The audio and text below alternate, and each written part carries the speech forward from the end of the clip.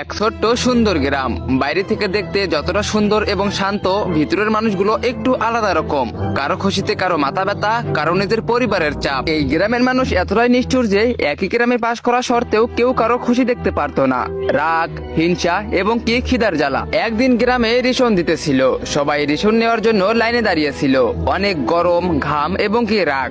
তখনই এক মহিলা অনেক জোরে দৌড়ে আসে আর কান্না করতে করতে বলে, আমাকে কিছু খেতে দাও, আমার বাচ্চা না খেয়ে আছে।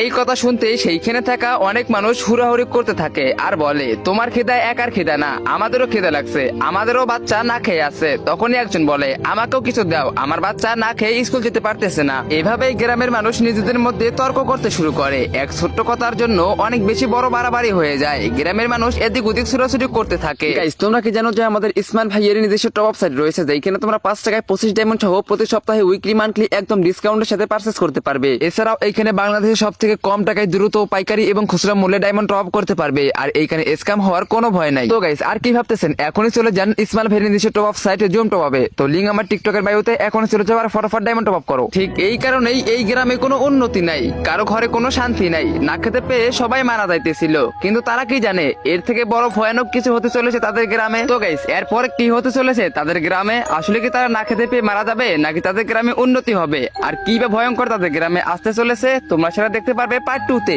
তো পার্ট 2 দেখতে চাইলে ভিডিওতে লাইক করে চ্যানেলটিকে সাবস্ক্রাইব করে দাও আর কমেন্টে পার্ট 2 লেখো।